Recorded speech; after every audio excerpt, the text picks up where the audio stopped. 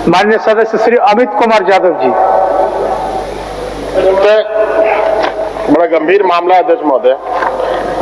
आपको ज्ञात होगा कि 2014 में जब रघुवर दास जी की सरकार थी झारखंड में, तो पूरे राज्य में 81 विधानसभा में 81 डिग्री कॉलेज और 81 पॉलिटेक्निक कॉलेज खोले गए थे अध्यक्ष महोदय। और 81 के 81 डिग्री कॉलेज और पॉलिटेक्निक कॉलेज बनकर तैयार है अध्यक्ष महोदय। इसमें गंभीर विषय जो है कि 2024 में हमारे यहाँ बरकट्ठा में जो कॉलेज है डिग्री कॉलेज, उसमें नामांकन ले लिया गया अध्यक्ष महोदय। हमारा आग्रह है आसन से कि जब कॉलेज में कोई प्रोफेसर नहीं है, कोई क्लर्क नहीं है, कोई चपरासी नहीं है, कोई स्टाफ नहीं है, तो आप बच्चों का एडमिशन कॉलेज में लेकर के उन बच्चों का फ्यूचर खराब कर रहे हैं अध्यक्ष महोदय। या तो अगर आपके पास क्षमता नहीं था तो आपको एडमिशन नहीं लेना चाहिए था, और अगर आपने एडमिशन लिया तो वहां पे लेक्चरल देना चाहिए था अध्यक्ष महोदय। आज के दिन में जो भी बच्चे वहां पे एडमिशन लिए, एक दिन भी कॉलेज नहीं जा पाए अध्यक्ष महोदय। इतना गंभीर मामला है। इसमें अध्यक्ष महोदय सरकार का जवाब आया है कि वहां पे प्रिंसिपल की बहाली कर दी गई, प्रिंसिपल क्लास ले रहा है। अध्यक्ष महोदय आप बताइए, प्रैक्टिकल जीवन में आप बताइए अध्यक्ष महोदय कि एक प्रिंसिपल अगर बहाली कहीं पे ले लिया हो गया कॉलेज में, डिग्री कॉलेज में, तो एक डिग्री कॉलेज एक प्रिंसिपल के माध्यम से पढ़ा भी सकता है और सरकारी कार्यक्रम, कागज पत्तर, एडमिनिस्ट्रेशन, झाड़ू पोछा, बाथरूम, लैट्रिन सब साफ कर सकता है। वो सिर्फ एक प्रिंसिपल कर सकता है। हम लोग उत्तर ले लेते हैं, ले लीजिए माननीय मंत्री जी। घंटी आधारित कभी हो कुछ नहीं है। माननीय अध्यक्ष महोदय, माननीय विधायक बरकट्ठा बड़े नाटकीय अंदाज में चीजों की प्रस्तुति करने में बहुत माहिर है। बड़ा नाटकीय अंदाज में प्रस्तुति करते हैं, लगता है जैसे रंगमंच पर नाटक का मंचन हो रहा हो।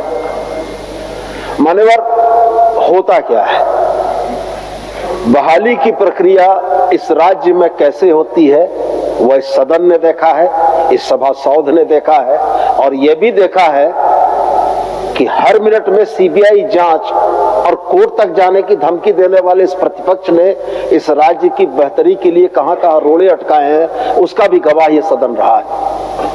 वास्तव में यह बात सही है कि उच्च शिक्षा शिक्षकों और शिक्षकेतर कर्मचारियों की कमी से जूझ रही है। माननीय विधायक सदन में आते हैं, बिल्डिंग जब बनकर पूर्ण हो गई है तो यह दबाव पड़ता है कि आप कॉलेज कैसे भी चालू करा दीजिए। संबंधित शिक्षा मंत्री भी यह देखते हैं कि माननीय विधायक के क्षेत्र का मसला है, चीजों को निरंतरता दे देनी चाहिए। अब निरंतरता दे देने के लिए अगर शिक्षक और शिक्षकेतर कर्मचारियों का फीसद हमारे पास जो सैंक्शनिंग स्ट्रेंथ है 100 और उसका जगह अगर 30 है तो उसी में बांट के देंगे। यही परिस्थितियां बनी। पिछले कार्यकाल में भवन पूर्ण होने के बाद इस बात का दबाव था कि कैसे भी करके चालू कर देना है। प्रभारी प्राचार्य की एक नियुक्ति की गई, कुछ बच्चों ने दाखिला लिया, लेकिन सर आप भी और ये सदन भी इस बात को पूरी गंभीरता से जानता है कि या शिक्षा मंत्री या माननीय मुख्यमंत्री या यह आसन भी अगर चाह लेगा कि हमको 3 महीने के अंदर बहाली कर देना, तो वो संभव नहीं है। तो हम इतना ही कहेंगे कि इतने दिनों तक आपने धैर्य रखा है, 2014 से बनते हुए अगर 2025 हो गया है तो 1 आध साल और इंतजार कर लीजिए। सरकार ने बड़ा स्पष्ट उत्तर दिया है कि रिस्ट्रक्चरिंग कर रहे हैं और रिस्ट्रक्चरिंग करके जितनी जल्दी होगा जेपीएससी को अधियाचना भेजकर वहां पर शिक्षकों की बहाली कराएंगे और बच्चों का पठन पाठन निरंतर और सुचारू कराएंगे। आपके माध्यम से मैं उनको आश्वस्त करता हूँ। अध्यक्ष महोदय, माननीय मंत्री जी का जवाब बहुत ही अच्छा रहा। कानूनी प्रक्रिया, संविधान, नियमावली, किसी चीज को छिपाए नहीं, वही तो बोल रहे हैं। नियमावली के साथ, सीबीआई के साथ सब कैसे बहाली होता उन्होंने बताया। अध्यक्ष महोदय, आपके माध्यम से एक बात बताना चाहते हैं कि नियमावली, प्रक्रिया, सब कुछ, ये प्रोसेस सब कुछ ठीक है, लेकिन जो बच्चे का एडमिशन हुआ अध्यक्ष महोदय, उनको आपने क्या नियमावली बताया था क्या पहले कि आपको इस नियम से गुजरना पड़ेगा? सरकार की ये व्यथा है, चाहे विपक्ष का ये व्यथा है, अमित यादव जी का ये व्यथा है, माननीय मुख्यमंत्री जी का ये व्यथा है। उन बच्चों का क्या गलती था अध्यक्ष महोदय जिसका आपने एडमिशन कराया? उनको तो नियमावली से कोई लेना देना नहीं है। आज राज्य में बच्चों को छात्रवृत्ति नहीं मिल रहा है, भारत सरकार दोषी है, राज्य सरकार दोषी है, लेकिन हमारे राज्य के बच्चे, ये भी तो हमको देखना पड़ेगा अध्यक्ष महोदय। आज जिसका एडमिशन लिया गया वो हमारे राज्य के बच्चे हैं, उसका पठन पाठन कैसे हो, ये सरकार का जिम्मेवारी, चाहे पक्ष हो चाहे विपक्ष हो, हम सभी की जिम्मेवारी है अध्यक्ष महोदय। माननीय अध्यक्ष महोदय, बड़ी जायज चिंता माननीय बरकट्ठा विधायक ने की है। कोई मैंने तत्कालीन तो व्यवस्था स्पष्ट अगर हो, कहा, सरकार के उत्तर ने यह स्पष्ट किया है कि प्रभारी प्राचार्य की नियुक्ति की गई। मैं उनकी बात से सहमत हूं कि गुणवत्तापूर्ण शिक्षा नहीं मिल पा रही होगी, क्योंकि अगर शिक्षक और शिक्षकेतर कर्मचारी अपेक्षित संख्या में न हो तो शिक्षा प्रभावित होती है।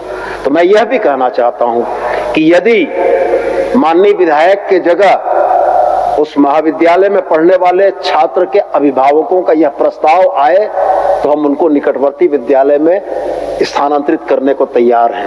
और दूसरी बात, यह प्रश्न तो बच्चों का नहीं था, यह प्रश्न इस सदन का था।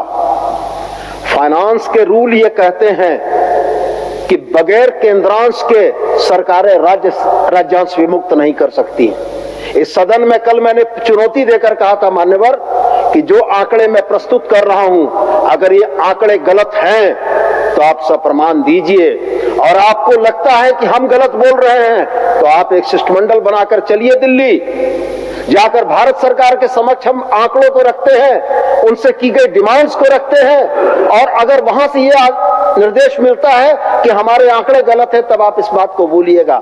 आज स्थिति यह है मान्यवर कि पिछले 2 वर्षों से केंद्रांश का पैसा नहीं मिला।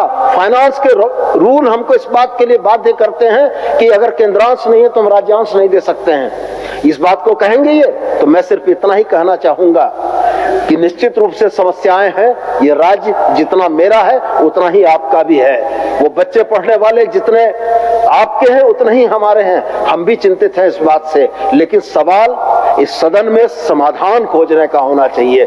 सवाल इस सदन में परिस्थितियों को बड़ा बनाकर और सरकार के ऊपर दोषारोपण का नहीं होना चाहिए। समाधान ये होना चाहिए था कि वहां पर एक प्रभारी प्राचार्य है, कुछ कर्मचारियों का, कुछ शिक्षकेतर कर्मचारियों का, शिक्षकों का पदस्थापन कराकर उनकी शिक्षा को सुचारू रूप से चलाया जाए। और मैं आपको आग्रह करता हूं, भले माननीय विधायक ने इस बात को नहीं कहा है, लेकिन मैं सदन के माध्यम से उनको ही आश्वस्त करता हूं कि विशेष रूप से इस कॉलेज को हम लोग देखेंगे और वहां पर शिक्षक और शिक्षकेतर कर्मचारियों की अतिरिक्त बहाली करके उन बच्चों की पढ़ाई की व्यवस्था करेंगे। बहुत बहुत धन्यवाद। बस एक बात है, हो गया। आप मनोज यादव का है, वही बात हम कह रहे हैं। मान्य सदस्य मनोज, आप हो गया। मनोज बाबू का